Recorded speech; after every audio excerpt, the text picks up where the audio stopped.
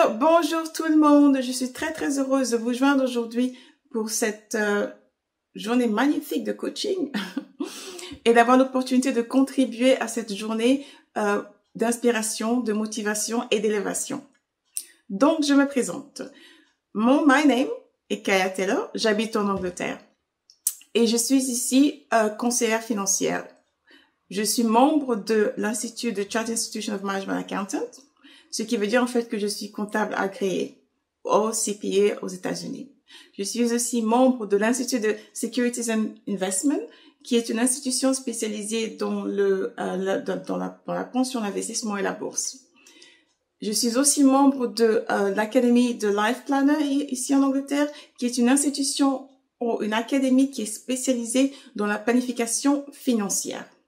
Quand je ne suis pas plongée dans le monde du travail, je suis aussi investie dans des associations, dans deux associations spécifiquement. L'une des associations que je supporte est spécialisée dans la jeunesse, où on est là pour apporter du business mentor, apporter l'éducation financière et supporter les familles qui sont en crise financière. Je suis aussi membre d'une association qui est spécialisée dans la récupération, dans le support des victimes de fraude financière en Angleterre, qui est devenue une épidémie avec des conséquences tragiques dans la vie de beaucoup de personnes. Ma passion, c'est l'éducation financière, outre ma famille et d'autres choses. Aujourd'hui, je voudrais vous introduire 3 mots, 3 concepts, 3 frameworks et 6 étapes. Chacun de ces mots aura 2 étapes. Le premier mot, rewrite. Second, reclaim. Third, rise. Rewrite your money story, reclaim your power, and rise in wealth and freedom. Réécrire votre histoire financière.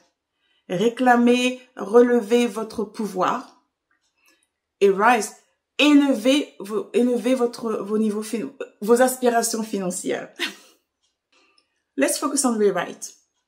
Comme j'ai dit, 2 étapes par concept. La première étape dans rewrite, c'est de prendre conscience de votre histoire financière, de vous étudier, de prendre conscience que l'argent est très émotionnel. Ce n'est pas juste froid, c'est très émotionnel. Toute décision que nous prenons généralement vient de notre subconscient. Nos expériences, nos émotions, ce qu'on a vécu, ce qu'on n'a pas vécu, positif ou négatif. Ce n'est pas un moment de jugement, ce n'est pas un moment de honte, c'est un moment de conscience, c'est un moment de prendre conscience de là où on vient, de ce qui nous a impacté dans notre passé, pour comprendre pourquoi nous avons fait certaines décisions et déterminer comment nous pouvons faire le pont et construire notre futur.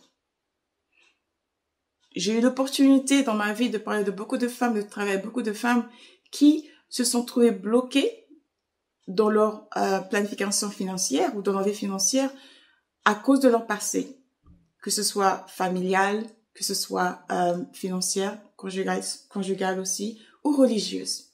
Et parce qu'elles n'en avaient pas conscience, elles ne pouvaient pas se détacher. Il y a une histoire que j'aime beaucoup pour expliquer ce concept, si vous me permettez. Une histoire biblique, c'est l'histoire de la femme de Lot. La femme de Lot avait été ordonnée de quitter la ville d'où elle était et de ne pas se retourner. Mais, comme toute femme curieuse, elle s'est retournée et est devenue un bloc de sel. Cette histoire est très symbolique. Pourquoi? Parce que je suis convaincue qu'il y a beaucoup de personnes en ce jour, dans ce monde, qui sont des blocs de sel vivants. Elles marchent, elles travaillent, elles parlent tous les jours, mais elles sont des blocs de sel, bloquées dans leur passé. Que ce soit physiquement, spirituellement, émotionnellement, elles sont bloquées, mais elles ne s'en rendent pas compte. Ce qui est très important pour aller de l'avant. Pour aller de l'avant, il faut comprendre de là où on vient, parce qu'il y a un commencement comme il y a une fin. Donc cette étape, bien que cruciale, beaucoup de gens la négligent, parce que tout le monde pense que oh, c'est wishy-washy, oh, c'est trop émotionnel. Non. Prenez le temps de vous comprendre pour que vous puissiez investir en vous-même. Ça, c'est l'étape numéro 1. La deuxième étape, c'est objectif. Alignez vos objectifs. Pourquoi? Vous avez regardé dans le passé. Vous vous comprenez. Maintenant, regardez dans votre futur. Et déterminez là où vous voulez partir. Encore, sur cette étape, j'ai eu le privilège de travailler avec beaucoup de femmes qui avaient peur de rêver, peur de se motiver, peur de confesser ce qu'elles voulaient vraiment. Pas les petits trucs, genre, oh oui, je veux avoir de l'argent, je veux avoir assez d'argent pour payer mon loyer. Non, regardez-vous à l'intérieur. Regardez-vous devant un miroir et parlez-vous sincèrement. Qu'est-ce que vous voulez? Quel est votre rêve? Qu'est-ce que vous voulez achever dans votre vie financière? La stabilité, écrivez-le. Vous voulez acheter une maison? Écrivez-le. Vous voulez construire une compagnie? Écrivez-le. Vous voulez supporter votre famille au pays? Écrivez-le. Ou ici, quel que soit le rêve, quel que soit l'objectif, écrivez-le. Il a été, je cherche le mot en français, il a été prouvé que les objectifs écrits ont beaucoup plus de chances de se matérialiser et de se réaliser que celles qui ne sont jamais écrites. On n'a rien à perdre en écrivant nos objectifs. Prenez le temps d'écrire vos objectifs et d'y croire. D'y croire. Ayez la foi et l'espoir que ce que vous mettez sur le papier peut devenir une réalité. La deuxième étape, le deuxième concept que je vais vous introduire, c'est Reclaim. Et sur le concept de Reclaim, on a deux étapes. La première étape, c'est planification intentionnelle. Si vous me permettez, je voudrais vous lire une quote de Antoine de Saint-Exupéry qui dit que un objectif sans plan n'est qu'un souhait. Tout à fait vrai. Un objectif sans plan n'est qu'un souhait parce qu'il n'y a pas d'intention derrière ça. Donc, on a regardé en arrière. Souvenez-vous, on a regardé en arrière. On sait de là où on vient. On a regardé en avant. On sait là où on veut partir. Maintenant, il faut construire le pont. Et cette étape est là pour ça. C'est là qu'on regarde le budget. On étudie nos income and expenditure. On étudie nos comptes bancaires. On étudie nos habitudes financières. On affronte nos dettes. On affronte notre situation financière avec courage et persistance et persévérance. Pourquoi? Parce qu'on a des objectifs.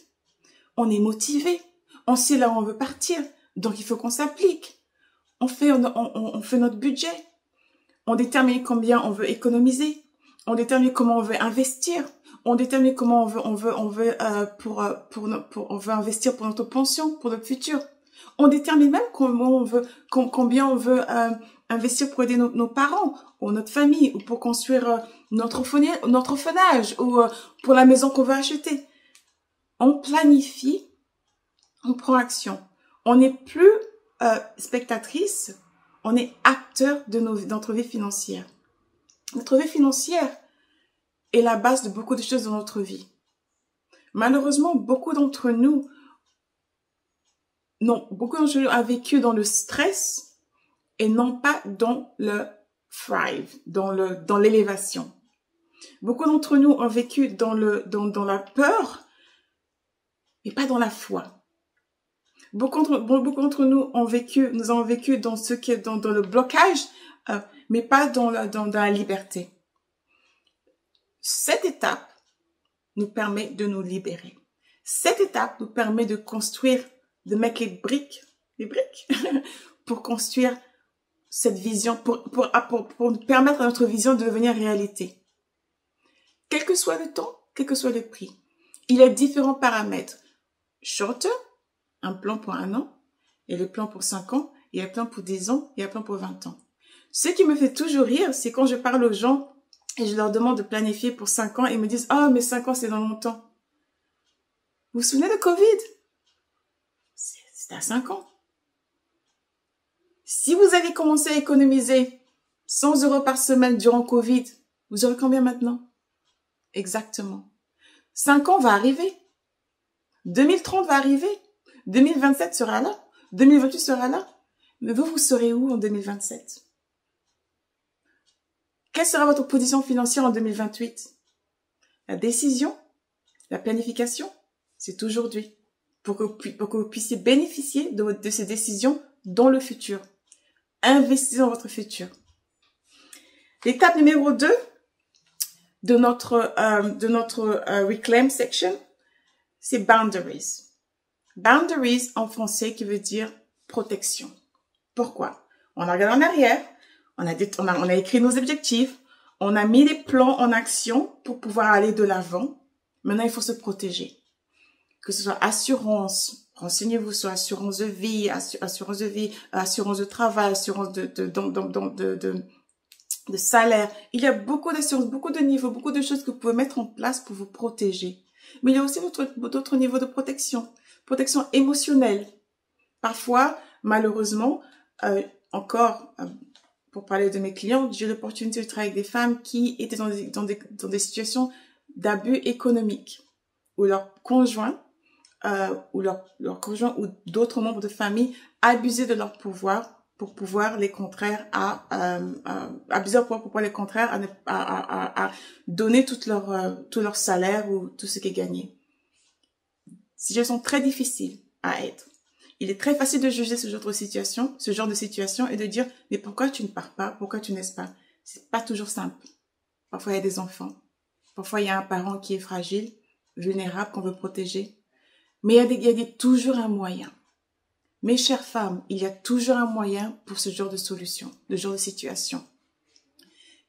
Parlez à un conseiller financier en France, allez à votre banque, expliquez votre situation pour qu'on puisse se permettre soit de créer des comptes bancaires dont d'autres personnes n'ont pas conscience, allez parler des associations, parlez des communautés qui vous aident, qui sont prêtes à vous aider. Ici en Angleterre, je sais où aller, mais vous n'êtes pas en Angleterre. Donc, je ne peux pas vous conseiller d'ici. Mais je sais qu'en France, il y a la même chose. Partout dans le monde, la plupart des pays, spécialement en Europe, ici, a des associations, des situations, des organisations pour aider les femmes ou les hommes qui sont victimes d'abus financiers dans ce genre de situation. Ne restez pas inactive. Cette étape est pour dire ne restez pas inactive. Souvenez-vous, vous n'êtes pas spectatrice, vous êtes actrice de votre vie financière. Faites ce que ça va faire. Ce n'est pas question de honte. Ce n'est pas question d'embarrassement. C'est question de conviction, de foi et de futur. Investissez sur vous et allez de l'avant. OK? Dernière étape. Rise. Et si vous me permettrez, je voudrais vous lire une quote que j'aime énormément. Lorsque vos choix sont en accord avec vos valeurs, l'abondance coule naturellement. Quelle est cette étape? C'est mon étape préférée. Pourquoi? On a regardé en arrière, on sait là d'où on vient, on a pris conscience des événements, des expériences, des émotions qui nous ont guidés jusqu'à présent financièrement. On a écrit nos objectifs, on est déterminé à les accomplir. On a planifié,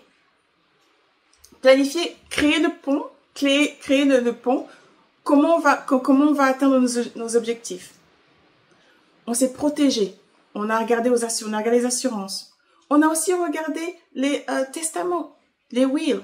En Angleterre, on appelle ça will. Par exemple, je vous donne un exemple. Je suis mère. Dès que j'ai eu mes enfants, qu'est-ce que j'ai fait? J'ai écrit mon testament. Ce n'est pas une question de superstition, c'est une question de préparation. Jusqu'à quelque chose m'arrive, mes enfants sont protégés, mon mari est protégé.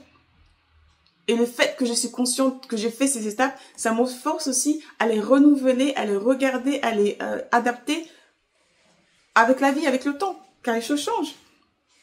OK? Là, on est élevé. On sait là où on va. On est déterminé.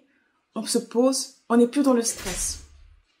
On n'est plus dans la pyramide. On n'est plus dans la première partie de la pyramide de Maslow. Je ne sais pas si vous connaissez le psychologue Maslow qui a créé ce concept de pyramide où il y a 5 étapes, où l'étape à le bottom, en bas, est basée sur survival, survie. On veut juste payer nos loyers, on veut juste avoir assez pour les loyers, avoir une maison. Alors que tout en haut de la pyramide, c'est là où on vit dans l'abondance mentale, physique, spirituelle, émotionnelle. On a atteint nos objectifs, on veut partager des richesses avec le monde. On veut contribuer à la société d'une façon beaucoup plus importante. C'est là où je voudrais que nous nous positionnons. Si aujourd'hui vous n'avez pas de problème d'argent, si aujourd'hui vous avez atteint tous vos objectifs, vous avez tout planifié, vous travaillez sur votre projet et vous voyez le changement financier, vous avez l'expérience financière que vous avez toujours rêvé, Quel est votre objectif? Quelle est votre vision? Comment voulez-vous contribuer à ce monde? Là est l'étape dont je voudrais qu'on discute. Souvenez-vous, lorsque vos choix sont en accord avec vos valeurs, l'abondance coule naturellement. La richesse n'est pas seulement financière. La richesse, c'est comment on contribue dans la société, comment on impacte les autres aussi. Et encore une fois, cette étape va réclamer de la planification. Si vous voulez créer un orphelinage, par exemple, en Europe ou au pays, il faudra planifier. Si vous voulez ouvrir des écoles dans votre pays d'origine ou ici, par exemple, il faut planifier. Il y a tellement d'histoires inspirantes de gens que je connais qui, par exemple, ont créé des écoles parce qu'ils avaient un enfant handicapé, par exemple, et qui se sont rendus compte qu'il n'y avait personne pour aider leur enfant.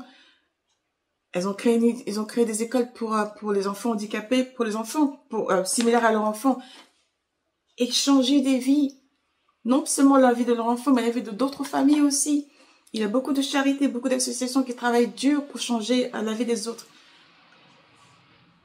Là, c'est l'abondance. C'est la vraie abondance. Okay? La deuxième et dernière étape on the rise, c'est l'héritage. Une fois qu'on a atteint l'abondance, une fois qu'on a atteint le mindset de l'abondance, qu'on veut contribuer à la société d'une façon beaucoup plus élevée, on laisse un héritage. Un héritage physique, spirituel, financier. Pourquoi? Parce que toutes ici réunies, on a une mission. On a un désir de contribuer, on a un désir de faire un changement, on a un désir de faire des choses qui ont été mises en nous depuis qu'on est jeune. On veut devenir le catalysme du changement. Dans un monde de ténèbres, dans un monde de très négatif, dans un monde où on peut voir qu'il y a tellement de douleur, on veut devenir des lumières. On veut devenir des instruments de changement, de révolution même. Donc, qu'est-ce qu'on fait? On rise, on s'élève à tous les niveaux pour contribuer, pour élever, pour bénir. Merci beaucoup pour le temps que vous m'avez accordé. Je n'ai pas beaucoup de temps avec vous, donc je ne peux pas vraiment partir en détail sur ces 6 étapes ou ces 3 concepts. Mais je voulais vraiment vous donner un petit aperçu de ce que le concept de rewrite, reclaim and rise veulent dire. 3 petites étapes, 3 concepts qui peuvent vraiment révolutionner nos vies. Parfois, on cherche de grandes schemes, on cherche des choses extraordinaires pour changer nos vies. Mais généralement, c'est dans la simplicité qu'on peut changer nos vies. 3 petites étapes, 3 petits concepts, 6 petites étapes qui, lorsqu'on applique ça tous les jours, toutes les semaines, tous les mois, toutes les années, peuvent changer notre présent, notre futur et le futur et l'avenir de beaucoup d'autres personnes autour de nous. Passez une excellente journée et à très très bientôt. Bye.